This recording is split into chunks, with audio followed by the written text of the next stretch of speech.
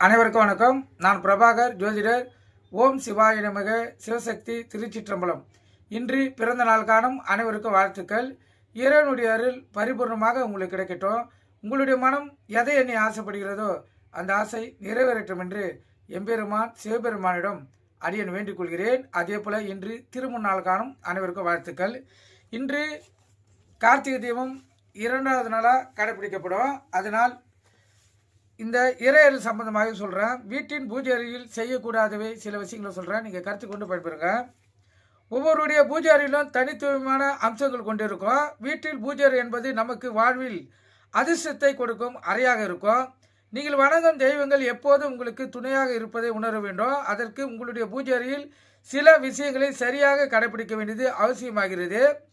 நமக்கு நல்லது நடந்தாலும் கெட்டது நடந்தாலும் நேராக பூஜை அறைக்கு தான் செல்கிறோம். அந்த வகையில் பூஜை அறையில் செய்யக்கூடாத தவறுகள் என்ன என்பது சில செயல்களை சொல்கிறேன். நீங்கள் கருத்து கொண்டு பயன்பெறுங்க. பூஜை அறையில் கோமதி சக்கரை வைப்பவர்கள் 11 எண்ணிக்கையிலே வைக்க வேண்டும். அதுக்கு குறைவாக வைக்கக்கூடாது. பூஜை அறையில் கட்டாயம் இடம்பெற வேண்டிய ஒரு பொருளாக கண்ணாடி இருக்கிறது. கண்ணாடி இல்லாமல் பூஜை செய்யக்கூடாது. பூஜை அறையை எப்போதும் பளிச்சென்று வெளிச்சமாக வைத்திருக்க வேண்டும். பூஜை அறையாக இல்லாமல் ஸ்டாண்டில் வைத்தால் கூட இருள் சூழ்ந்த நிலையில் ஒருபோதும் இருக்கக்கூடாது.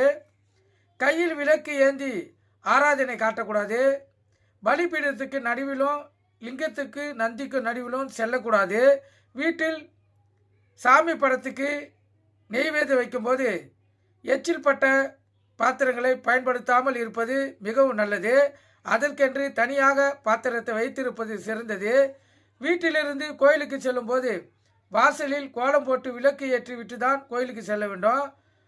முழு மலரால் மட்டுமே அர்ச்சனை செய்ய வேண்டும். பூவின் இதழ்களை கொண்டு அர்ச்சனை செய்வது மிகவும் தவறாகும். வீட்டில் சுவாமி படங்களுக்கு சாற்றப்படும் பூக்களை அப்படியே விட்டுவிடக்கூடாது. அதுபோல் அதாவது காயும் வரை அப்படியே விட்டுவிடக்கூடாது. அதுபோல் காய்வதற்கு முன்பே எடுத்து விடக்கூடும். மலர்கள் காயும் முன்பு எடுப்பதும் காய்ந்து சருகும் வரை பழங்களை விட்டு வைப்பதும் துஷ்ட சக்திகளை கொடுக்கும். பூஜை அறையில் வைக்கப்படும் வெற்றிலையை காம்பை கிள்ளிவிட்டு தான் வைக்க வேண்டும். வெற்றிலையின் காம்பில் மூதேவி வாசம் செய்வதாக ஐதீகம் உள்ளது. வெறும் வெற்றிலையை மட்டும் எக்காரணம் கொண்டு வைக்கக்கூடாது. வெற்றிலையுடன் பாக்கு மற்றும் பூ கட்டாயம் இடம்பெற வேண்டும். இதில் பூஜை அறையில் நாம் கடைபிடிக்க வேண்டிய வழிமுறைகள். நீங்கள் கருத்து கொண்டு பயன்பெறுங்க. நன்றி, வணக்கம், வாழ்க வளமுடன்.